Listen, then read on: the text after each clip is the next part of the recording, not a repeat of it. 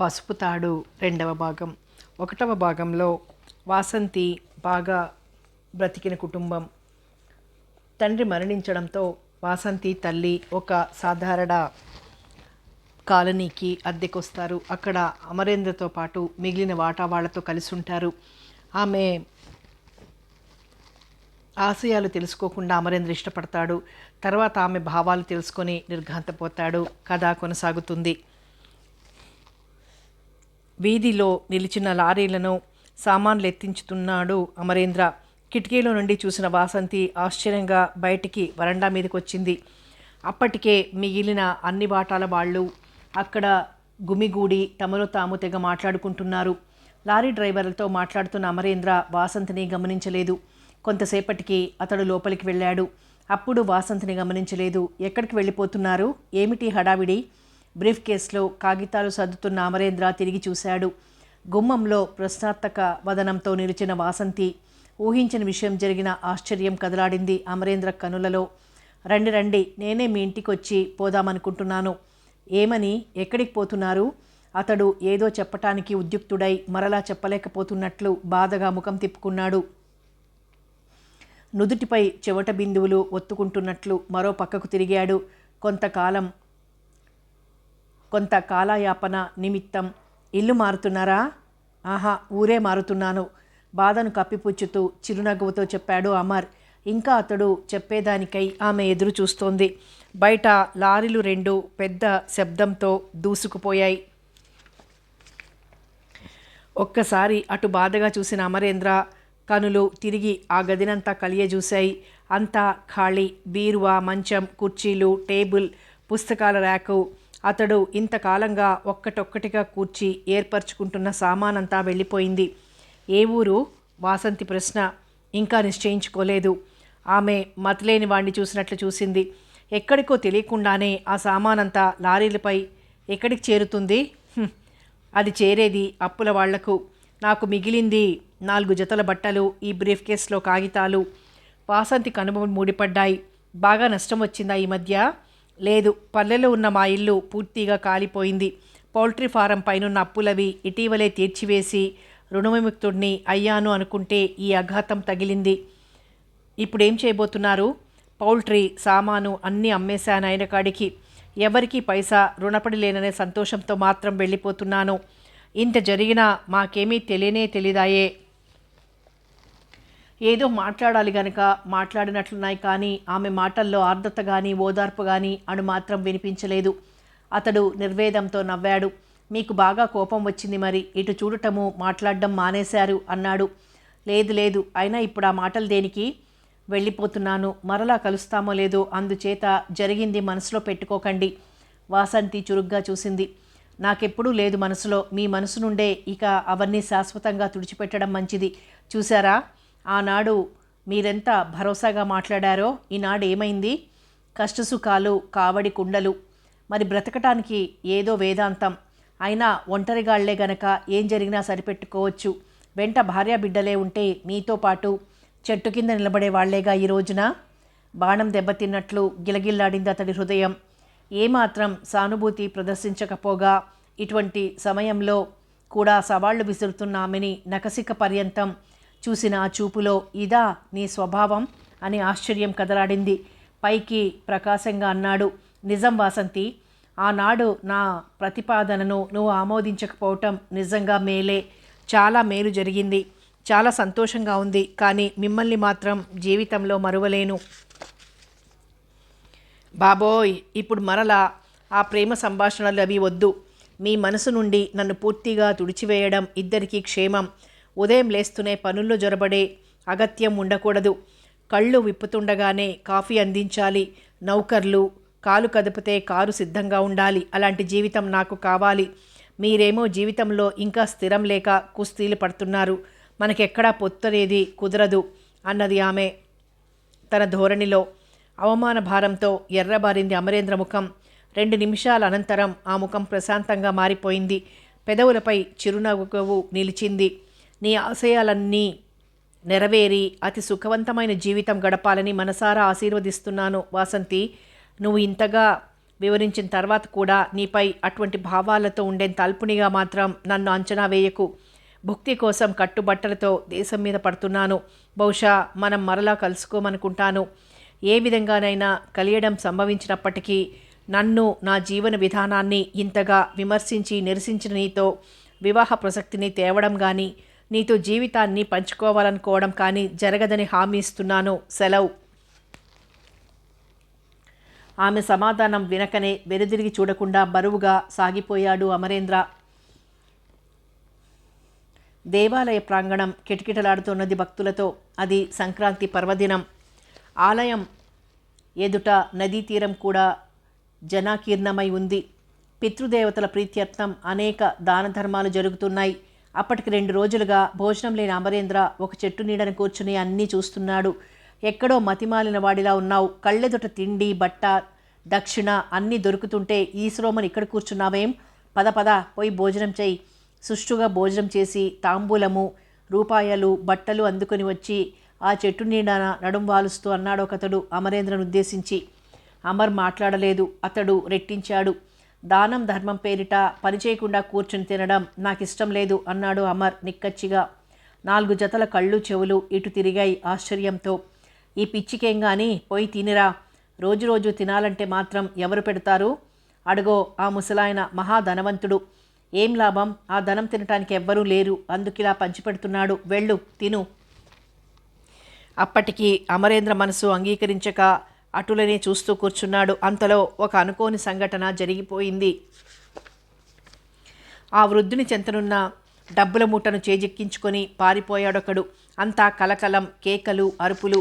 మెరుపులా లేచిన అమరేంద్ర ఆ దొంగను వెన్నంటి పరిగెత్తాడు. అందరూ ఆశ్చర్యంగా, వినోదంగా చూసేవారే కానీ దొంగను పట్టడానికి ఎవ్వరూ సిద్ధమవ్వడం లేదు. అమరేంద్ర ఒక్కడే అతడిని తరిమి పట్టుకోవడమేగాక ఆరితేరినట్లు ముష్టి యుద్ధానికి తలపడిన ఆ దొంగను చావచిత కొట్టి డబ్బు సంచితో పాటు ఈడ్చుకొచ్చి ఆ ముసలాయన కాళ్లపై పడేశాడు. ఆ దొంగ చాలా మొండిగటం. నువ్వు 100 మందికి పంచిపెట్టేది నేనొక్కడనే తీసుకున్నాను, అంతే గదా తేడా? పెట్టిన చేత్తోనే కొడతావా? నీకేం పుణ్యం వస్తుందా ఇలాగైతే? పొగరుగా తలిగరేస్తూ క్రూరంగా చూస్తూ అడుగుతున్న ఆ గళ్ళలుంగి యువకుణ్ణి ఆ ముసలాయన, నౌకర్లు, డ్రైవరు అదిలించి మరల కొట్టబోతున్న సమయంలో ఆగండి అని వారిస్తూ నిలబడిందొక యువతి. పోనీ చిన్నాన్న, అతడి మాట సబబే. ఆ డబ్బు నీకో లెక్కలోదా? పోనీ అతడు సుఖంగానైనా బ్రతుకుతాడు అన్నదామే. ఆ కంఠస్వరం విని చకితుడైన అమరేంద్ర ఆ యువతిని పరీక్షగా చూశాడు. ఆమె వాసంతి. ఎంత ఖరీదైన వేషం ఇది! కళ నిజమా? పోనీయండ్రా వాడిని, వదిలిపెట్టండి.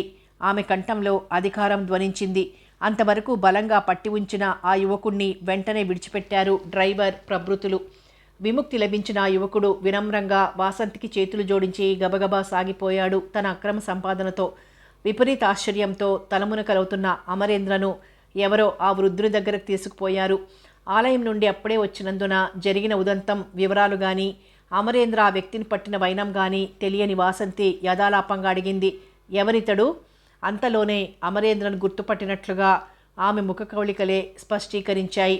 ఆ దొంగ వెంట పరిగెత్తి దెబ్బల కోర్చి పట్టి తెచ్చిన మనిషి ఈయనే. అమరేంద్ర చేతులు జోడించి కొద్దిగా తల వంచి ఆమెకు అభివాదం చేశాడు. ఎవరో పాపం బాగా బ్రతికినవాడనుకుంటాను. భోజనానికి కానీ దాన ధర్మాలు అందుకోవటానికి కానీ సిద్ధపడలేదు అయ్యగారు. దొంగ చేతిలో కత్తి చూసి మేమందరం భయపడితే ఇతడు ప్రాణాలకు తెగించి పోట్లాడి తెచ్చాడు. చూశారుగా. అతి టీవీగా తలపంకించి తన మెచ్చుకోలును తెలియజేసింది వాసంతి. అతడికి ఏదైనా బహుమానంగా ఇవ్వండి చిన్నాన్న అంది వృద్ధునితో. క్షమించండి, ఏ బహుమానాలు అక్కర్లేదు. కండ్ల ఎదుట అన్యాయం జరుగుతుంటే సహించలేని ప్రకృతి నాది, అంతే. ఏదైనా పని కావాలట, పాపం నిరుద్యోగట అన్నారెవరో. ఓ క్షణమాత్రం యోచించింది వాసంతి. అవును చిన్నాన్న, మనకు ఇటువంటి వ్యక్తి అవసరం. వ్యవహారాలు చూడటానికి మన దగ్గర ఉండమందామా అతడిని? వాసంతి చిన్నాన్న ఆలోచనలో పడ్డాడు. అమ్మాయి మాట నిజమే ఆనందయ్య గారు. మీరు రాత్రింబవళ్ళు అక్కడికి ఇక్కడికి అంటూ తిరుగుతారయ్యే. మెరికలా ఉన్నాడా కుర్రాడు. ఏదో ఉద్యోగంలో వేశారనుకోండి, లేదా కనీసం కారు డ్రైవర్గానైనా అట్టే పెట్టుకోండి. ఆనందయ్య స్నేహితులు సలహా ఇచ్చారు. సరే, రేపటి నుండి డ్యూటీలోకి వస్తావా? దర్పంగా అడుగుతున్న వాసంతిని చూసి చలించకుండా బదులిచ్చాడు ఆనంద్. అలాగేనండి. ఎంతకాలంగా ఉంటున్నావిక్కడ? ఈరోజే వచ్చానండి. అయితే ఊరిలోనికి పోయి వసతి, భోజనం వగైరా ఏర్పాట్లు చేసుకో. రేపటి నుండి పనిలోనికి రా. ఇక్కడ ఆనందయ్య గారిల్లంటే అందరికీ తెలుసు, ఎవరైనా చెప్తారు. వాసంతి కంఠంలో అధికార ధోరణి ఏమాత్రం తగ్గలేదు. కృతజ్ఞుడిని ఎంతో వినయంగా అన్నాడు అమర్. రండి చిన్నాన్న ఇక అంటూ వెళ్ళి టీవీగా కారులో కూర్చుంది వాసంతి. దూసుకుపోయిన కారును వెనక జీపులో అనుసరిస్తున్న నౌకర్ల బృందాన్ని ఆశ్చర్యంగా నిర్నిమేషంగా చూస్తూ నిలబడిపోయాడు అమరేంద్ర. ఆహా, ఘటనల ప్రాబల్యము ఎంత చిత్రమైనది! తానే విధంగా వాసంతిని ఎరిగి ఉన్నాడు, నేడే విధంగా చూశాడు. ఉదయం 7 గంటల సమయం. అరగంట నుండి బయట ఆంగణంలో వేచి ఉన్న అమర్కి లోపలికి రమ్మని పిలుపు వచ్చింది. అమ్మగారు పిలుస్తున్నారు. హాల్లో ప్రవేశించి అక్కడ వైభవాన్ని చూసి చూడనట్లు పర్యవేక్షించుతున్న అమరేంద్ర మేడ మెట్లపై మెత్తని పదధ్వనులు వినిపించి అటు చూశాడు. వాసంతి అప్పుడే నిద్రలేచినట్లుంది. లేత గులాబీ రంగు నైట్ గౌన్లో ఒక చేతిలో గిరజాల జుట్టుని ఎగబోసుకుంటూ మరో చేతిలో గౌను పాదాల క్రింద పడకుండా జాగ్రత్త పడుతూ మెట్లు దిగి వస్తున్న ఆ లలితాతి లలిత రూపాన్ని రెప్పవేయక చూశాడు అమరేంద్ర. ఆమె వెనకనే వంట మనిషి మెల్లమెల్లగా మాట్లాడుతూ వస్తున్నాడు. మెట్లు దిగి వచ్చి సోఫాలో కూర్చుంది వాసంతి. కాఫీ కప్పు తెచ్చి అందించింది ఓ యువతి. కాఫీ సిప్ చేస్తూ 2 నిమిషాలు న్యూస్ పేపర్లో ముఖ్యాంశాలు గబగబా తిరిగేసి చూసింది. ఖాళీ కప్పు తీసుకుని ఆ యువతి వంటకు ఏమేం చేయాలో తెలుసుకుని ఆ వంట మనిషి వెళ్ళిపోయారు. అప్పుడు సావకాశంగా ఇటు తిరిగి చూసి వచ్చిరాని చిరునవ్వుతో పలకరించింది అమరేంద్రను. అతడిని కూర్చోమని అనలేదు. అంతటి గౌరవం అతడు ఆశించలేదు. రా నాతో అంటూ లేచింది. అమరేంద్ర మౌనంగానే ఉన్నాడు. వాసంతి ఒక్కో మాట మాట్లాడుతోంది, అవసరానికి అన్నట్టుగా తూచి. చూసావుగా అమర్, ఇది లంకంత మేడ, 3 అంతస్తులు. పై అంతస్తులో ఉదయపు టెండలో నిలబడి మాటలు ప్రారంభించింది వాసంతి. అమరేంద్ర మౌనంగా వింటున్నాడు. నన్నిక్కడ ఇలా చూడటం నీకు ఆశ్చర్యంగా ఉంది కదూ? అతను మాట్లాడలేదు. మా ఆస్తి అంతా తీసేసుకొని మా నాన్నగారి మరణం తర్వాత కన్నెత్తి చూడలేదని చెప్పానే, ఆ పినతండ్రి ఈయన. సాక్షాత్తు మా నాన్నగారికి తమ్ముడు. అతడికున్న ఒకే ఒక్క కొడుకు, కోడలు అమెరికాలో కారు ప్రమాదంలో మరణించారు. అయ్యో! ఇక చూసి ఆదుకునే దక్షత ఎవరూ లేక ఈ అన్న కూతురు జ్ఞప్తికొచ్చింది. ఏమైతేనేం, నా ఆశయమో మీ ఆశీర్వాద బలమో తెలియదు, కానీ ఇక ఈ ఐశ్వర్యానికంతకు నేనే ఒక్కగానొక్క వారసురాలను. ఆ మాట యథార్థమే అయినా ఆమె అంత గర్వంగా చెప్పుకోవడంలో ఆమె మనసులోని కాఠిన్యం స్పష్టంగా కనపడుతున్నట్లుంది. మరణించిన వారి గురించి లేస మాత్రమో విచారం లేకపోగా తనకు సంక్రమించిన ఐశ్వర్యం గురించి ఎంత సంతోషమో. ఇది కాక మరో 2 చిన్న ఇండ్లు అద్దెలకిచ్చారనుకోండి. దగ్గరలోనే కొంత పొలం ఉన్నది, కారు జీపు ఉన్నాయి. ఇక భరించలేకపోయాడు అమర్. నా పనేమిటో చెప్పండి అన్నాడు. చెప్తాను. మా చిన్నాన్నగారికి పగలంతా ఏదో కాలక్షేపమైపోతూ ఉంటుంది. రాత్రిళ్ళు మాత్రం నిద్రమాత్రలు వేసి నిద్రపుచ్చుతాం. ఆయన ఆరోగ్యం అంతంత మాత్రం. తరచూ డాక్టర్ అవసరమవుతుంటారు. ఈ లంకంత మేడలో నేను, ఆయా, చిన్నాన్న మాత్రమే మసులుకోవాలి. అఫ్కోర్స్ నౌకర్లుంటారనుకోండి. మరి మీ అమ్మగారు? అమ్మ పోయి నెలపైనే అయింది. అవును. ఆమెకసలు కొద్ది గుండె నీరసం ఉండేది, అదే తిరగబెట్టింది. కష్టాలు పడింది. సుఖపడే రోజులు వచ్చే నాటికి పోయింది. నా పనేమిటో చెప్పండి. ఇదే నీ పని. ఎప్పుడేది అవసరమో అది చూడాలి. చిన్నాన్న వెంట ఉండాలి. ఇటు వద్దాసూళ్ళు, అటు పొలం ఆజమాయిషి, కారు జీపు కండిషన్లో ఉంచడం ఒకటేమిటి, చిన్నాన్నకు కుడిభుజంగా ఉండాలి. ఇష్టమేనా? సరే. అన్నట్టు వసతి దొరికిందా? ఇంకా లేదు. మరి ఒంటిగాడిని చెట్ల కిందైనా ఉండొచ్చు. ఆ మాటలలో వెనుకటి తమ సంభాషణ ఛాయలు ధ్వనించినట్లయి తలెత్తి సూటిగా చూసింది వాసంతి. కానీ అమర్ ముఖం ప్రశాంతంగా ఉంది. పద, కిందికి వెళ్దాం. ఓ గంట పోయాక మనం పొలం చూడ్డానికి వెళ్దాం. అలాగే. నిన్నంత అకస్మాత్తుగా నిన్ను చూడడం చాలా ఆశ్చర్యం అనిపించింది. పొలంలో తిరుగుతుండగా హఠాత్తుగా అన్నది వాసంతి. నాకు ఆశ్చర్యమే అయింది. మరలా కలుస్తామనుకోలేదు అన్నాడు అమరేంద్ర. ఇటువంటి స్థితిలో నిన్ను మరలా చూడటం సంతోషించాలో విచారించాలో తెలియటం లేదు. ఏమైంది ఇప్పుడు అంత బాధపడటానికి? ఇది ప్రపంచం. ఊహించనివి అనేకం జరుగుతుంటాయి. అయినా నువ్వు సుఖంగానే ఉన్నావు కదా? అవును, చాలా హాయిగా ఉన్నాను. అందుకే పూర్తిగా తారుమారైన స్థితిలో నిన్ను చూడటం బాధగా ఉంది. నిర్లక్ష్యంగా చిరునవ్వు నవ్వుతూ అన్నాడు. ఒంటరిగాడిని, ఎక్కడెలా ఉన్నా గుప్పెడు మెతుకులతో రోజు గడిచిపోతుంది. ఎవరిని అన్యాయం చేస్తున్నానని కానీ పోషించలేకపోతున్నానని కానీ బాధ లేదు. ఒక విధంగా హాయిగా ఉన్న జీవితం నాది. బింకంగా ఉన్న ఆ సమాధానం తన అహంపై ఎక్కడో దెబ్బ కొట్టినట్లనిపించింది వసంతకి. మరి వెళ్దామా ఇంటికి అన్నది జీపు వైపు నడుస్తూ. నేల మీద ఒక కాలు, జీపుపై ఒక కాలు ఉంచి నిర్లక్ష్యంగా నిలబడి సిగరెట్ పీలుస్తున్నాడు డ్రైవర్. అమరేంద్ర వాసంతి బాగా దగ్గరకు వచ్చిన తర్వాత కాలు క్రింద ఉంచి పక్కకు తప్పుకొని నిలబడ్డాడు. కానీ ఇంకా చేతిలో సిగరెట్ అలాగే ఉంది. వాసంతి నిప్పులు రాల్చే కళ్ళతో తీక్షణంగా చూసింది అతడిని. ఈడియట్, ఏమిట్రాది? డ్రైవర్ నుండి సమాధానం రాలేదు కానీ కోపంగా చూశాడు. పారయ్యది, యజమానులు ఎదుట సిగరెట్ కాల్చరాదు, ఆ మాత్రం తెలియదా? డ్రైవర్ చేతిలోని సిగరెట్ని అయిష్టంగానే విసిరేశాడు. స్టీరింగ్ వద్ద కూర్చోబోతున్న డ్రైవర్ని దిగు నువ్వు అని ఆజ్ఞాపించింది. పొలంలో పనులు ఎలా జరుగుతున్నాయో కాస్త చూడు. నువ్వు మధ్యాహ్నం సైకిల్ మీద ఇంటికి రా. అమర్, పద, నువ్వు నడుపు జీప్. అలాగే అంటూ అమర్ అంగీకారం తెలిపాడు. వాసంతి జీప్లో కూర్చున్న పిమ్మట అతడు డ్రైవింగ్ సీట్లో కూర్చొని జీప్ బయలుదేరదీశాడు. హద్దులు తెలియని వాళ్ళైతే నేర్పవచ్చు అమర్. తెలిసి కూడా నిర్లక్ష్యంగా ప్రవర్తించే వాళ్ళంటే నాకు చిరాకు. నేను ఎక్కడి నుండో వచ్చిందాన్నని, చిన్నాన్న సొంత కూతురు కాదని ఇంట్లో నౌకర్లంతా కుళ్ళుకుంటున్నారు. అందుకే వాళ్ల పొగరు ఎక్కడికక్కడ అణచేస్తున్నాను. నవ్వి ఊరుకున్నాడు. జీప్ నడుపుతూ రోడ్డు పైననే దృష్టి సారించి ఉన్న అమరేంద్ర. ఆపు అమర్. జీప్ ఆగింది. ఇద్దరూ దిగారు. లాక్ చేసి తాళాలు చేతులకి తీసుకుంటూ అంది. మనం ఇప్పుడు మళ్ళీ పొలం వెళ్దాం, కాలినడకన. అమరేంద్ర అర్థం కానట్లు చూశాడు.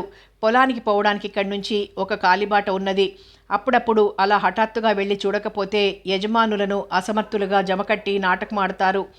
ఇద్దరూ పొలంలో అడుగు పెడుతుండగానే పెద్ద పాలేరు డ్రైవరు కంగారు పడిపోయి చిత్ర ప్రతిమల్లా బిగుసుకుపోయి గుడ్లప్పగించి చూడసాగారు. వారి వెనుక 2 గడ్డి మోపులు, 4 ధాన్యం బస్తాలు ఉన్నాయి. అల్లంత దూరంలో ఆగి ఉన్న 2 ఎడ్ల బండిని ఆ బండివాడు అతి వేగంగా పరిగెత్తించి చూస్తుండగానే కనుమరుగయ్యాడు. ఏమిటిది? గద్దించి అడిగింది వాసంతి.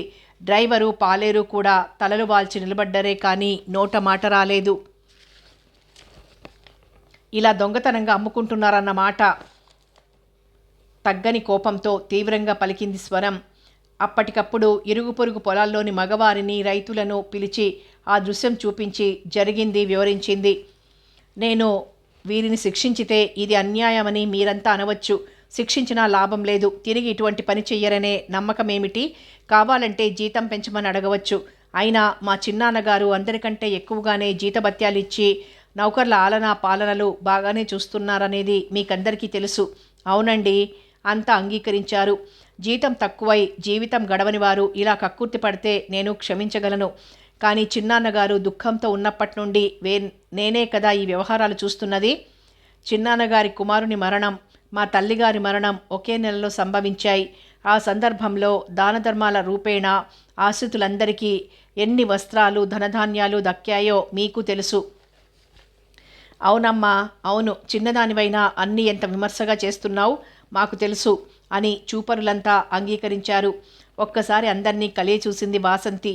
యాజమాన్య లోపం ఏమీ లేదు కనుక వీరి అల్పబుద్ధికి శిక్షగా ఈ ఇరువురిని పని నుండి తొలగించుతున్నాను. ఈ క్షణంలోనే ఇదిగో మీకు రావాల్సిన జీతం ఈ సాయంత్రమే ఇంటికి వచ్చి తీసుకుపోండి. పోండి, ఇంకా నిల్చున్నారెందుకు? డ్రైవరు, పాలేరు తమ కోపాన్ని కాలినడక వేగంలో చూపుతూ నిష్క్రమించారు. అక్కడ చేరిన జనాన్ని ఉద్దేశించి చెప్పింది వాసంతి. ఇదిగో ఈయన అమరేంద్ర, మా వ్యవహారాలన్నీ చూడటానికి నియమించబడిన మేనేజర్. అలాగేనమ్మా, బాగుంది, మంచి పని చేశావు అన్నారెవరో మెచ్చుకోలుగా. అమర్, ఈ బాధ్యతలన్నీ నువ్వు బాగా నిర్వర్తించాలి. మన పనివారెవరికి ఏ లోపము లేకుండా చూడు. కానీ యజమాని విచారంలో ఉండగా ఇటువంటి విశ్వాసఘాతకానికి ఒడిగట్టే వారిని మాత్రం క్షమించకు. అలాగేనండి, మీకు నా పైగల నమ్మకానికి కృతజ్ఞతలు అన్నాడు వినయంగా అమరేంద్ర. పద అమర్, నన్ను ఇంటి వద్ద దిగబిడ్చి నువ్వొచ్చి నీ పనులు చూసుకో. అలాగేనండి. జరిగినదంతా అనవసరమైన ఆర్భాటంగా అనిపించుతున్నదా అమర్ నీకు? తిరుగుదారిలో అడిగింది వాసంతి. లేదు, చాలా తెలివిగా వ్యవహరించావు గంభీరంగా అన్నాడు. మరి నువ్వంత మౌనంగా ఉన్నావేం? ఏమీ లేదు, ముక్కు మీద కోపం గల అమ్మాయినే అనుకున్నాను. కానీ ఇంత వ్యవహార దక్షత నీలో ఉన్నదని తెలిసి మెచ్చుకోకుండా ఉండలేకపోతున్నాను. థ్యాంక్స్. కానీ ఒకటే భయం, మీరు అందరికీ శత్రువుగా మారిపోతున్నారేమోనని. వాసంతి ప్రసన్నవదనం గంభీరంగా మారిపోయింది. ఆ విషయం వదిలేయి, కానీ నలుగురు ఎదుట మాత్రమే నన్ను మీరు అని సంబోధించు చాలు. అదెలాగా? పాత అలవాటున ఒక్కొక్కప్పుడు పొరపాటుగా ఏకవచన సంబోధన వచ్చేస్తుంది. అలా రాకుండా ఇక జాగ్రత్త తీసుకుంటాను. మీరు నాకు ఇప్పుడు యజమానులు కదా. అమర్, నాకు కోపం తెప్పించకు. నన్ను నలుగురి ఎదుట యజమానినిగా గౌరవించవలసిందే, కానీ మనిద్దరమే ఉన్నప్పుడు అది అనవసరం. మన పాత స్నేహం స్నేహమే. Thanks Vasanthi, many many thanks అంటున్న అమరేంద్ర మనసు ఆనందలాస్యం చేసింది. కనులు ప్రేమతో కళకళలాడాయి. జరిగిందంతా విన్న ఆనందయ్య వాసంతి అనుసరించిన విధానానికి హర్షం ప్రకటించాడు. మేనేజర్గా అమరేంద్రను సరిగ్గానే నిర్ణయించిందని సమర్థించాడు. వంట మనిషి భోజనం సిద్ధమైనట్లు చెప్పాడు. నేను వెళ్తున్నానండి, సాయంకాలం కనిపిస్తాను పొలాల నుండి తిరిగొచ్చాక అని నిష్క్రమించబోతున్న అమరేంద్రను ఆనందయ్య అడిగాడు. అమర్, ఎక్కడుంటున్నావు? కొత్తగా వచ్చాను కదండి, ఇంకా సరైన ఇల్లు చూడలేదు, త్వరలోనే చూసుకుంటాను. మరిప్పుడు భోజనం? హోటల్కి వెళ్తున్నాను. అవునండి. వాసంతి, అమర్ వేరే ఎక్కడ ఉండటం దేనికి? మనకి అన్ని వేళలా అన్ని పనులు చూసే వ్యక్తి ఇక్కడే ఉంటే బాగుంటుంది కదా. అతడికి ఇక ఎవరూ లేరట కదా పాపం. భోజనానికి వేరే ఏం అవస్థ పడతాడులే. ఏమంటావు అన్నాడు ఆనందయ్య. అవును, నాకు అలానే అనిపించింది. వెనకవైపు గదులు చాలా ఖాళీగానే పడుంటున్నాయిగా, ఓ భాగం అతడికి ఏర్పాటు చేయి. అలాగే సరళంగానే అంగీకరించింది వాసంతి. రా అమర్, ఇంకా అలా నిలబడిపోయారేమిటి? నీ భోజనం నివాసం అన్నీ ఇక్కడే. దా, భోజన సమయం అయింది. ఆనందయ్య ఆప్యాయంగా ఆహ్వానించాడు. మారు మాట్లాడలేని పరిస్థితి కావడం వల్ల మౌనంగా వారి టేబుల్ వద్దనే వారి సరసనే భోజనం చేశాడు అమర్. భోజనాల సమయంలో వాసంతి మౌనంగా ఉండటానికి ఎదుట పెద్దవారైన ఆనందయ్య ఉండటం వలన, లేక తాను ఆ ఇంట నివాసం ఏర్పరచుకుని అన్న పానాదులు అక్కడే జరగడం వలన అని అమర్ తెలుసుకోలేకపోయాడు. ఒకవేళ తాను అక్కడ ఉండడం ఆమెకి ఇష్టం లేదేమో అనుకున్నాడతడు. 2-3 సార్లు వాసంతిని చూశాడు, కానీ ఆ ముఖంలో అప్రసన్నత, అయిష్టత అటువంటివేమీ అతడికి కనపడలేదు. ఉన్నట్లుండి ఈమె ఎందుకింత గంభీరంగా మారిపోయింది? అతడికి అది తెగని ప్రశ్నే అయింది. నిమిషాలలో అతడికి 2 గదులు శుభ్రపరిచి ఏర్పాటు చేశారు. భోజనానంతరం తిరిగి పొలం పోబోతున్న అమరేంద్ర గుమ్మం వద్ద అలికిడి విని చూశాడు. అతి సుకుమారంగా అమాయకంగా ఉన్న 18 ఏళ్ల లావణ్య రాశి నిలిచి ఉన్నది. మొదటిసారి చూసిన వారికి చకితులను కావించేటంత సౌందర్యం ఆమెది. చూసేవారికి వాసంతిని అందగత్తె అనాలో, ఆ అమ్మాయిని అందగత్తె అనాలో అనే మీమాంస పుడుతుంది. మిమ్మల్ని వాసంతి గారు పిలుస్తున్నారు అని చెప్పేసి వెళ్ళిపోయింది ఆ అమ్మాయి. వాసంతిని కలుసుకోవాలంటే ఆ విశాల భవనంలో ఏ మూల ఉంటుందో ఆలోచిస్తూ మధ్య హాల్లోకి వచ్చి తచ్చాడసాగాడు అమర్. మేడ మీద అందమైన తెరలున్న గది నుండి సన్నని సంగీతం ఏదో వినిపిస్తోంది. అదే వాసంతి గది కావచ్చు. గదిలో ఉన్న తూగుటుయ్యాలపై కూర్చుని పుస్తకమేదో తిరిగేస్తోంది. రేడియో వింటూ వాసంతి. ఎస్, కమిన్ అలికిడి వింటూనే అన్నది. అమరేంద్ర కూర్చోవటానికి సోఫా కమ్ బెడ్ చూపెట్టింది. ఈరోజు పనిలేమీ వద్దులే అమర్, అవసరమైతే ఇదిగో అడ్వాన్సు. లేచి అల్మరాలో నుండి 500 తీసిచ్చింది. బజారు వెళ్ళి నీ సొంత అవసరాలకి ఏమేం కావాలో కొనుక్కో. మౌనంగా డబ్బందుకున్నాడు అమర్. చూడు అమర్, చిన్నాన్నగారు అన్నారని బలవంతమేమీ లేదు. నీకు ఇక్కడ ఉండడం ఇష్టం లేకుంటే వేరే ఏర్పాటు చేసుకోవచ్చు.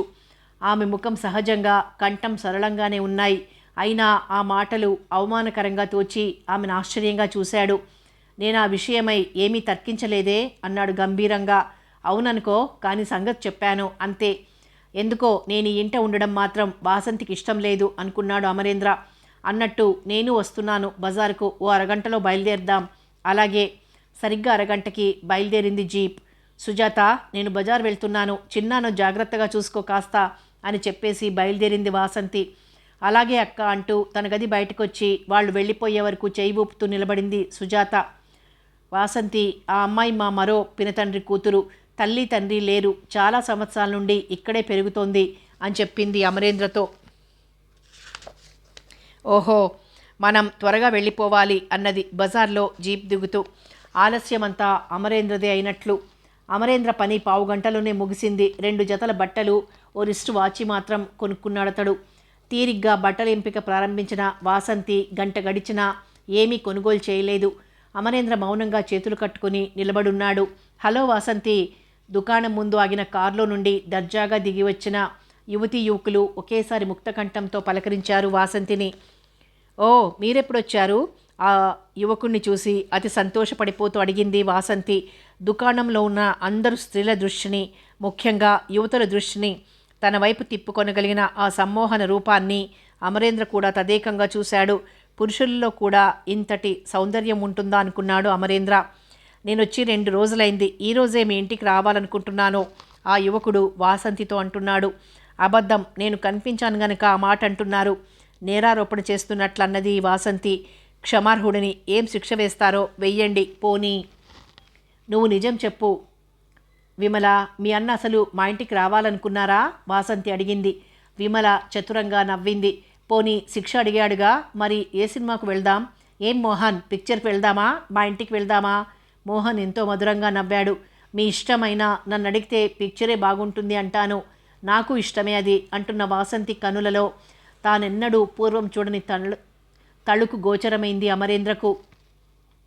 వచ్చినప్పటి నుండి మోహన్ చూపులు వాసంతిని తినివేస్తూ ఉండడం కూడా చూశాడతను. ఎన్నిక చేసిన దుస్తులు, బేరము అన్నీ అలాగే వదిలేసి బయలుదేరింది వాసంతి. అమర్, నువ్వు జీప్ తీసుకుని ఇంటికి వెళ్ళిపో. నేను వీరు సినిమాకు వెళ్తాం. మోహన్ గారితో సినిమాకి వెళ్ళానని చిన్నాన్నకు చెప్పు. అలాగే. నువ్వు ఎటు వెళ్ళక ఇంట్లోనే ఉండాలి. ఆ సుజాత తెలివి తక్కువది, ఉన్నా లేకున్నా ఒకటే అని హెచ్చరించింది. సుజాత అంటే సన్నగా సంపంగి పువ్వులా ఉండే ఆ అమ్మాయేనా? జ్ఞాపకం చేసుకుంటూ అడిగాడు మోహన్. అవును అదే. ఓ తెలివి లేదు, తేటా లేదు, చదువు ముందే లేదు, అది వాజమ్మ విసుగ్గా అన్నది వాసంతి. ఇతడెవరు? మోహన్ జీపు స్టార్ట్ చేస్తున్న అమరేంద్రను నిశితంగా చూస్తూ అడిగాడు. మా బాబాయ్ వ్యవహారాలేం చూసుకోవడం లేదుగా, అందుకని మేనేజర్ని నియమించాం. పేరు అమరేంద్ర. నాకు వేరే పనుంది, నువ్వు వాసంతి వెళ్ళండన్నయ్యా అంటూ విమల మరో దుకాణంలోకి పోయింది. మోహన్ వాసంతిల కారు దూసుకుపోతుంటే అమరేంద్ర మనసు ఎందుకో సన్నగా మూలిగింది. ఉదయం పొలంలో పాలేళ్ల విషయంలో అతి తెలివిగా వ్యవహరించిన వాసంతికి, ఇప్పుడు పనులన్నీ మరిచి మోహన్తో పరిగెత్తిన వాసంతికి ఎంత తేడా! ఎందుకీమె రంగులు ఇలా నిమిషానికి మారిపోతాయి? తీరికగా తన గదిలో మేనువాల్చి ఆ ఉదయం నుండి జరిగిన సంఘటనలను తలుచుకుంటూ పడుకున్న అమరేంద్ర గుండెల్లో సన్నని వేదన ప్రారంభమైంది. నువ్వు నా స్నేహితుడవు, ఏకవచనంతోనే పిలవమని ఆదరం తెలిపింది. నమ్మకస్తుడని అందరి ఎదుట ఆర్భాటంగా ప్రకటించింది. ఉద్యోగం ఇచ్చింది. ఆ అన్ని సంఘటనలకు మనసు ఉప్పొంగి వాటికి ఏదో అర్థం అన్వయించుకునేంతలో అదంతా తన భ్రమేనని తేల్చివేసింది. మోహన్ ప్రవేశం. పోనీలే, కనీసం నేను అభిమానించే వాసంతికి నేను సన్నిహితంగా ఉన్నాను, అంతే చాలనుకుని మనసును జోకొట్టాడు అమరేంద్ర. వీధిలో కారు ఆగగానే లేచి కిటికీలో నుండి చూశాడు. మోహన్ కారు అది. వాసంతి దిగి గుడ్ బై చెప్తోంది. ఇంతలో కారులోనికి వంగి ఏదో చాలా మాట్లాడింది. వదల్లేక వదిలి వెళ్తున్నట్లుగా చాలాసేపటికి కానీ మోహన్ కారును బయలుదేరనీయలేదు. కారు సాగిపోయే వరకు వీధిలోనే నిలబడింది వాసంతి, అటే చూస్తూ. నిస్సహాయంగా నిశ్వసిస్తూ అమరేంద్ర స్థిర నిశ్చయం చేసుకున్నాడు. మనసును అనవసరమైన ఆశలతో కించపరుచుకోరాదు. నేను ఇంటికి కేవలం ఒక నౌకర్ను మాత్రమే. వాసంతి ఆశలు, ఆశయాలు, పద్ధతులు వేరు. నా వంటి సామాన్యులు ఆమెకు కల్లో కూడా పనికిరారు. మోహన్ రాకపోకలు అధికమయ్యాయి అనడం కంటే అతడు ఆ ఇంటిలోని వ్యక్తిలా అధిక భాగం ఇక్కడే గడుపుతున్నాడు అనడం సమంజసం. యువకులను చూస్తూనే సిగ్గుపడుతూ దూరంగా తొలగిపోయే సుజాత కూడా మోహన్ వాసంతులతో కలిసి అప్పుడప్పుడు పేకాట, క్యారమ్స్ ఆడడం, వారితో బయటికి పోయి తిరిగి రావడం చేస్తోంది. ఆ రోజు పనులేమీ అధికంగా లేని కారణాన అమరేంద్ర ఇంటి వద్దనే ఉన్నాడు. ఆనందయ్య కాలక్షేపంగా అప్పుడప్పుడు అమరేంద్రతో చదరంగమాడుతుంటాడు. అమర్ నమ్రతను, సుగుణ వినయాలను గ్రహించిన ఆనందయ్య ఇంటి విషయాలన్నీ అరమరికలు లేకుండా అమరేంద్రతో చర్చించుతున్నాడు. ఒక్కొక్కప్పుడు సలహాలు కూడా అడుగుతున్నాడు. అప్పుడు అదే జరుగుతోంది. అమర్, ఈ ఇంట అన్నీ ఉన్నా ఎందువలనో సుఖశాంతులు లేవు. ఒక్క కొడుకు కోడలు అలాగైపోయారు. ఇంటికి కళే లేదు అన్నాడు ఆనందయ్య దుఃఖపడుతూ. జరిగిపోయిన దానికి ఏం చేయగలమండి? ఇంటికి కళ రావాలంటే వాసంతి సుజాతలకు వివాహాలు చేయండి. వాళ్లకు మీకు వారు మినహా ఎవరున్నారు? ఈ ఆలోచన నాకు ఉన్నది అమర్. కానీ కనీసం వాళ్ళైనా ఇంట్లో లేకుంటే ఈ ఆఖరి రోజుల్లో నన్ను చూసేదెవరు? ఇంట్లో ఉండే అల్లుళ్ళు దొరికితే బాగుండును. అవునండి, మోహన్ వాసంతి చాలా స్నేహంగా కనిపిస్తున్నారు. మరి వాసంతి ఉద్దేశం ఏమిటో? సరిగ్గా ఆ సమయంలోనే కిషోర్ వచ్చాడు. లాయర్ గారు వచ్చారు, కాఫీ పంపండి అందరికీ అని లోపలికి చెప్పవచ్చిన అమరేంద్రకు వంట మనిషి కనిపించలేదు. వాసంతి కూడా ఇంట్లో లేదు. ఉదయమే స్నేహితులతో పిక్నిక్కి వెళ్ళింది అనే సమాధానం వచ్చింది. సుజాతకు చెప్దామని ఆమె గది వద్దకు వెళ్ళేసరికి గదిలో నుండి సన్నని మాటలు, ఆ పరిసరాలన్నీ వ్యాపించిన సెంటు వాసనలు గమనించిన అమరేంద్ర నివ్వెరపోయాడు. సుజాత! వెంటనే నవ్వులు మాటలు ఆగిపోయాయి. తలుపు తీయడానికి కొంత ఆలస్యమైంది. సుజాత చేతిలో ఏదో బొమ్మల పుస్తకం ఉంది. మోహన్ కుర్చీలో కూర్చుని ఇంకా నవ్వుతూనే ఉన్నాడు. సుజాత అమరేంద్రను చూసి కలవరపడి తలవాల్చుకున్నది అపరాధిలా. అమరేంద్ర మోహన్ని సూటిగా చూశాడు. పోవోయ్, నీలెక్కేమిటి అన్నట్లు చూపొకటి విసిరి నిర్లక్ష్యంగా వెళ్ళిపోయాడు మోహన్. సుజీ, రేపొస్తాను, మీ అక్కతో చెప్పు. సుజాత, వాసంతి ఎవరితో పిక్నిక్కి వెళ్ళింది? అమరేంద్ర ఆరాగా అడిగాడు. విమలా వాళ్లతో తలవాల్చుకునే చెప్పింది సుజాత. సాధారణంగా మోహన్ కూడా వెళ్తుంటారు కదా. నిన్న మీ అక్క మోహన్ కూడా వస్తున్నట్లు చెప్పింది మాటల్లో. అవును, కానీ ఆయన ఎందుచేతనో వెళ్ళలేదట. అక్క కూడా వెళ్ళి ఉండదనుకుని వచ్చారట. తడబాటు, కంగారు స్పష్టంగా ధ్వనిస్తున్నాయి ఆమె మాటల్లో. అంతలో అమరేంద్రకు తాను హద్దులు అధిగమించి మాట్లాడుతున్నానేమో అనే ఆలోచన కలిగింది. వంట మనిషి లేడు, 4 కప్పులు కాఫీ కావాలి అని చెప్పి వెళ్ళిపోయాడు. మోహన్ మాయావి, అతి చతురుడు అని అతన్ని చూస్తేనే తెలుస్తుంది. కానీ సుజాత ముగ్ధ, అతి అమాయకంగా ఉండే ఆమెకు ఈ మోహన్ బారి నుండి రక్షించేదెట్లా? వాసంతికి చెప్తే ఏమైనా ప్రయోజనం ఉంటుందా? అమరేంద్ర ఆలోచించసాగాడు. అతడు తిరిగొచ్చి కిషోర్, ఆనందయ్యల వద్ద కూర్చున్నాడు. మోహన్ రావు కదూ ఇప్పుడు వచ్చి వెళ్ళాడు? లాయర్ కిషోర్ అడిగాడు. అవునండి. కిషోర్ ఏదో చెప్పబోయి సంశయంగా ఆగిపోయాడు. ఆ ఇంటితో కిషోర్కి 7-8 ఏళ్ల పరిచయం ఉన్నది. ఆనందయ్య కుమారునికి స్నేహితుడతడు. ఇటీవల నా కోర్టు వ్యవహారాలన్నీ కిషోర్ చూస్తున్నాడు. బుద్ధిమంతుడు, ఇంకా వివాహం కాలేదెందుచేతనో అన్నాడు ఆనందయ్య ఉన్నట్లుండి. పెద్ద వయసు, చింత కలిసి అతడిని అనాలోచితంగా అన్ని విషయాలు మాట్లాడేటట్టు చేస్తున్నాయి ఈ మధ్య. కిషోర్ గంభీరంగా ఉండిపోయాడు. మా వాసంతిని నీకిచ్చి చేద్దామని ఉంది. ఆలోచించి చెప్పు కిషోర్ అనేశాడు ఆనందయ్య. కిషోర్ కంగారుపడి చూశాడు. బొత్తిగా అనుకోని, ఊహించని ఆ మాట విని అమరేంద్ర కూడా కంగారు పడ్డాడు. వాసంతిని ఒక మాట అడగకనే అలా కిషోర్ ముందు ఆ విషయం మాట్లాడడం అసభ్యమనిపించింది అమరేంద్రకు. అంతలో హ్యాండ్ బ్యాగ్ విలాసంగా తిప్పుతూ కూనిరాగం తీస్తూ వాసంతి రానే వచ్చింది. హాల్లో కిషోర్, ఈ మధ్య రావడం లేదేం మీరు అంటూ చనువుగా వచ్చి ఓ కుర్చీలో కూర్చుంది. సహజంగా మితభాషి అయిన కిషోర్ బిడియంతోనూ సంకోచంతోనూ అసలు మాట్లాడలేకపోయాడు. అతడి ఇబ్బందిని గమనించిన అమరేంద్ర మెల్లగా అటు నుండి తప్పుకున్నాడు ఏదో పని నెపంతో. పిక్నిక్ బాగా జరిగిందా అమ్మా?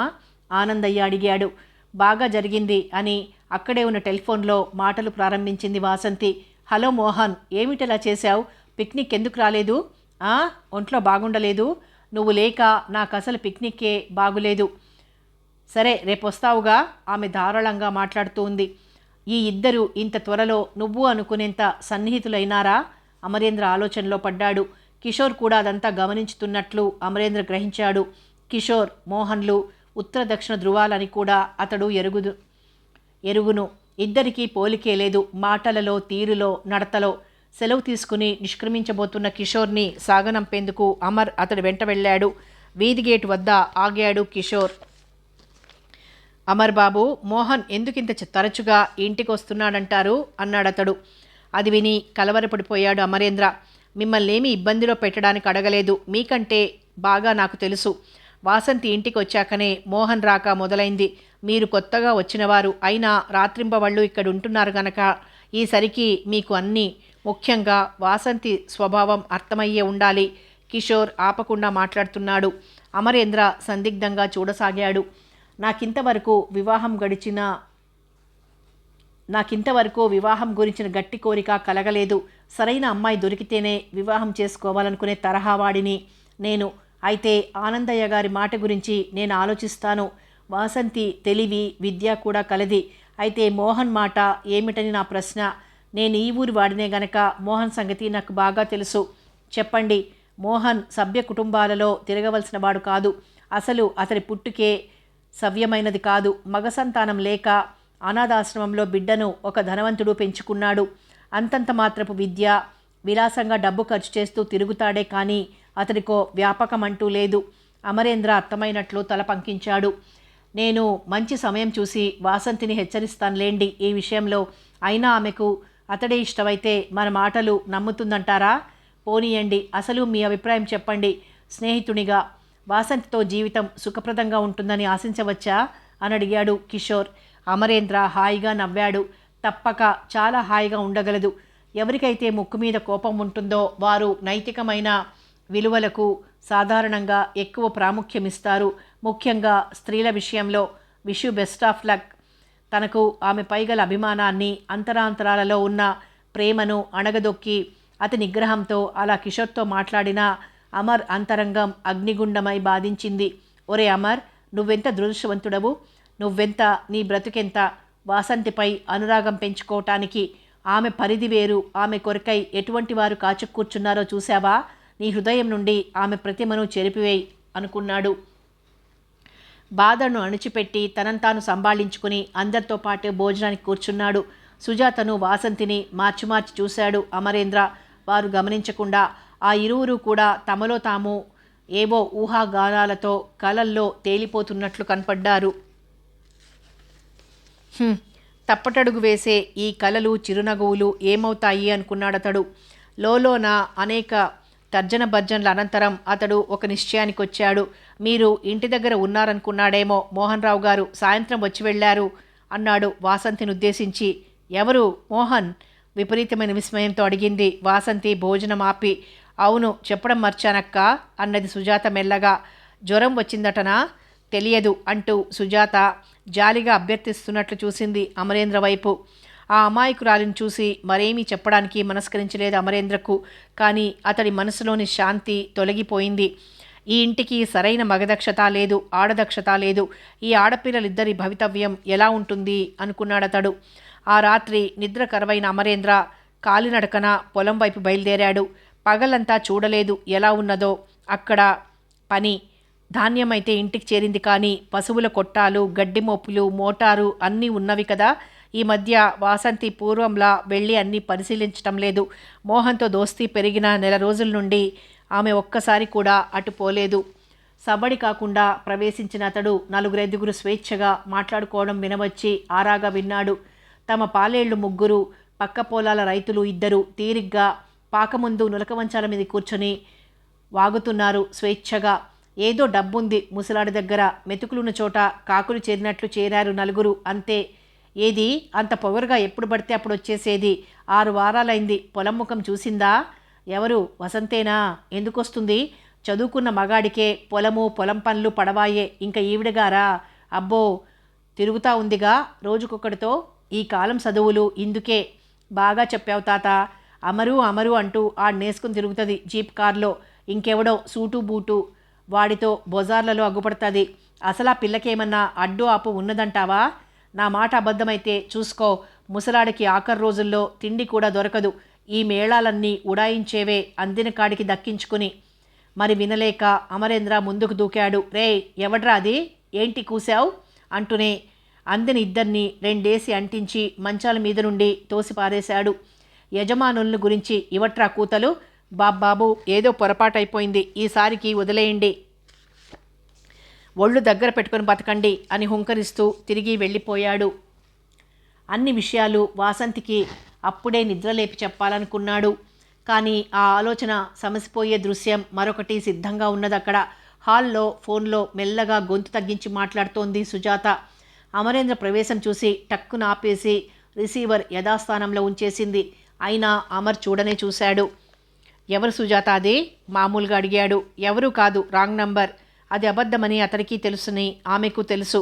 తన గదిలోకి వెళ్ళబోతున్న అమర్ను వెన్నంటి వెళ్ళిన సుజాత, అన్నాయ్, ఓ 100 రూపాయలు కావాలి అన్నది. 100? ఆశ్చర్యంగా అనుమానంగా అడిగాడు. ఎందుకులే? ఒక వంక ఆమె అన్నాయ్ అని చేసిన సంబోధన అతన్ని పులకింపచేసింది. ఎవరూ లేని తన మీద ఎంతటి ఆప్యాయతలు! అవసరాలుండవా అన్నాయ్? చిన్నానని అడిగితే వాసంతి దగ్గర తీసుకోమంటారు. ఆవిడ గారేమో 1,00,000 ప్రశ్నలు వేస్తుంది. తనైతే ఎన్నైనా కొనుక్కుంటుంది. నాకు ఏవో అవసరాలుండవా? అవును, అయితే నన్ను అన్నావు, డబ్బిస్తాను, కానీ ఓ సలహా కూడా ఇవ్వొచ్చా? తప్పక. అంతకంటే కావాల్సిందేమిటి? ఆడపిల్ల ఆడదక్షత లేకుండా పెరగవలసి రావటం ఉన్నదే. అంతకంటే ఘోరమైన అనర్థం మరొకటి ఉండదు. సుజాత మాట్లాడలేదు. మోహన్ మంచివాడు కాదని విన్నాను. మరి అతడితో చనువు పెంచుకోకపోవడం నీకే క్షేమమేమో. అన్నాయ్, నీకు నిజం చెప్తాను, కానీ ఎవ్వరికీ తెలియరాదు ఇప్పట్లో. ఏమిటి? నేను మోహన్ వివాహం చేసుకోబోతున్నాం. అవును, అయితే అది ఇంకా ఎవరికీ తెలియకూడదు. సరే, మరి నీ ఇష్టం, కానీ ఫలితాలు విపరీతంగా ఉండకూడదు. రేపు మాట్లాడుకుందాం. నువ్వంతా అడిగావు కదా, ఇదిగో తీసుకో అన్నాడు అమరేంద్ర. తెల్లవారిన తర్వాత తీరిగ్గా సుజాత అజ్ఞానం నశించేట్లు అన్నీ వివరంగా బోధించవచ్చని అనుకున్నాడు. కానీ తానెంత తెలివి తక్కువ పనిచేశాడో అప్పుడు అతనికి తెలిసింది. చిన్నాన్న, నన్ను క్షమించు. నేను నా అదృష్టం వెతుక్కోవడానికి వెళ్ళిపోతున్నాను. కోపం వద్దు. ఇట్లు సుజాత అనే చిన్న చీటీ మాత్రం సుజాత గదిలో మంచం మీద దొరికింది. పైకి చెప్పలేని బాధతో విలవిల్లాడిపోయాడు అమరేంద్ర. ఇప్పుడేదీ దారి? తప్పక మోహన్తోనే వెళ్ళింది. అయితే ఎలా కనుక్కోవడం? అమరేంద్రకు తన ప్రణయ రహస్యం తెలిసిపోయిందనే భయం ఆమెనిలా అనాలోచితంగా ప్రవర్తించేట్లు చేసిందా? ఇక ఆలోచించలేకపోయాడు అమరేంద్ర. మోహన్ ఊళ్ళో లేడని మాటల సందర్భంలో తెలిసింది. ఆనందయ్య నెత్తి నోరు కొట్టుకుని దుఃఖించాడు. తమ్ముడి కూతురైతేనేం, నా కూతురైతేనేం, ఇంటి నుండి ఆడపిల్ల ఇలా వెళ్ళకూడదు. ఎందుకు ఇలా చేసింది? తాను కావాలనుకున్న వాళ్ళని నేను కాదంటానా? మనుషులు చచ్చినా పర్వాలేదు, కానీ ఇటువంటి అప్రాచ్య పనులు చెయ్యరాదు అని విలవిల్లాడాడు ఆనందయ్య. ఎందరు శోకించినా ఫలితం లేని పనే జరిగిపోయింది. అందరికంటే ఆశ్చర్యానికి, న్యూనతకు లోనైంది వాసంతి. అంత అమాయకంగా లోకమే తెలియనట్లుండే సుజాత ఇంత తెలివిగా కన్నుగప్పి ప్రవర్తించగలిగిందా? ఆమెకొక ప్రియుడున్నాడా? ఎవరై ఉంటాడతడు? పురుషుడు, ప్రేమ వివాహము అనేది ఆడదానికి ఇంత అవసరమా? అయితే నేను వీరందరి వంటి స్త్రీని కానా? ఇంతకీ అతడెవరు అనుకుందామే. అందరి ప్రశ్న ఒక్కటే, అతడెవరు? ముందు నాడు తాను చూసిన దృశ్యము, సుజాత తడబాటు, కిషోర్ చెప్పిన వృత్తాంతము అన్నీ కలిసి మోహన్ కొరకు సుజాత ఇల్లు వదిలినట్లు స్పష్టంగా తెలుస్తోంది. తాను డబ్బు ఇచ్చి ఉండకపోతే సుజాత పారిపోయేది కాదు. ఈ జరిగిన అనర్థంలో తనకు భాగమున్నదనుకొని బాధపడుతున్నాడు సున్నిత హృదయుడైన అమరేంద్ర. అయితే అతనిది ఎవరికీ చెప్పుకోలేని బాధ. ఇంటా బయట నిత్యం అదే మాట చర్చనీయాంశంగా తయారైంది అందరికీ. తాను ఆ ఇంటికి ఏమాత్రం సంబంధించిన వాడు కాకపోయినప్పటికీ తన సన్నిహితులెవరో ఇలా చేసినట్లు తలెత్తుకుని తిరగలేకుండా ఉన్నాడు అమరేంద్ర. నౌకర్లు తమలో తాము గుసగుసలు పోతున్నా అతన్ని చూడగానే మాటలు నిలిపేస్తారు. ఏమీ చెయ్యలేని అసహాయతతో అమరేంద్ర మనసు కుతకుతలాడింది. ఈ జరిగిన సంఘటనపై వాసంతి అభిప్రాయం ఏమిటో అతనికి స్పష్టంగా తెలిసి రాలేదు. సమయం చూసి అడగవలెననే ఉద్దేశంతో ఆగాడు అమర్. అప్పటికి సుజాత అదృశ్యమై 6వ రోజు. ఏ సమాచారమూ తెలియరాలేదు. ఉదయం 12 గంటల వేళ ఆనందయ్య, వాసంతి, అమరేంద్రలు భోజనానికి కూర్చున్నారు. సుజాత లేని లోటు ఎంత కొట్టొచ్చినట్లుంది. చిన్నప్పటి నుండి నా దగ్గర పెరిగిన పిల్ల అది అంటూ వాపోసాగారు ఆనందయ్య. ఏమీ ఆచూకీ తెలియలేదుగా అని అడిగారు అమరేంద్రను. లేదండి, అయినా ఆడపిల్లలు అమాయకులు, ఇంకా వయసు రాలేదు అనుకుంటాం, కానీ మరీ అంత అమాయకులే ఇంతింత రహస్యాలు పెద్దల వద్ద దాచగలిగి ఇలాంటి పనులు చేస్తున్నారంటే వారికి లౌక్యానికి ఏం తక్కువ లేదని అనుకోవాలి అని ఏదో చెప్పబోయాడు అమరేంద్ర. అతని మాటలకు అడ్డు తగులుతూ, అందరు ఆడవాళ్ళు ఒక్కలా ఉండరుగా నిర్లక్ష్యంగా అనేసింది వాసంతి. తెలివి తక్కువ వాళ్ళు, అమాయకులు గనకనే అలా అనాలోచితంగా జీవితాలతో ఆడుకుంటారు. కర్మ కాకపోతే ఎందుకు పెళ్ళి మొగుడు అని తాపత్రయం? పురుషులతో సన్నిహితంగా తిరుగుతూ స్నేహాలు చేస్తుంటే ఇటువంటి అనర్థాలు జరిగి తీరుతాయనుకుంటాను అన్నాడు అమరేంద్ర. చివాలన తలెత్తి విసురుగా ఏదో అనబోయిన వాసంతికి ఆనందయ్య మాటలు అడ్డుపడ్డాయి. వాసంతి, ఇటువంటి అపప్రద బయటికి తెలిస్తే ఆడపిల్లల వివాహాలు అవ్వడం కష్టం. నీ వివాహం త్వరగా జరగాలి. కిషోర్పై నీ అభిప్రాయం ఏమిటి? వాసంతి వదనంలో క్రోధం పొడచూపింది. పాతకాలపు రోజుల్లో అయితే మీరు భయపడితే అర్థముండేది. ఇప్పుడు ఆ భయాలేమీ లేవు. ఎవరి జీవితం వాళ్లదే. ఒకరి పనులతో ఇంకొకరి జీవితం ముడిపెట్టొద్దు చిన్నాన్న. నా పెళ్లికేం తొందరలేదు అన్నదామె నిశ్చయంగా. లేదు వాసంతి, పెద్దవాడిని, నా మాట విను. అయినా కిషోర్కేం అందగాడు, బాగా సంపాదిస్తాడు, మంచి కుటుంబం. కాకుంటే వయసు 35. అది అంత ఎక్కువ తేడా ఏం కాదు అన్నాడు ఆనందయ్య అనునయంగా. అవన్నీ నాకు అనవసరం. అతడు చాలా చాలా గొప్పవాడే కావచ్చు. భర్త లేకుంటే నాకేం తక్కువైంది ఇప్పుడు? భర్త నీడ ఉంటేనే కానీ బతకలేననుకునే అప్రయోజకపు ఆడదానికి ఆ పెళ్ళి, గొడవ, గందరగోళం అన్నీ నాకు కాదు ఖచ్చితంగా చెప్పింది వాసంతి. మోహన్ ప్రవేశంతో ఆ సంభాషణ ఆగిపోయింది. కథ కొనసాగుతుంది.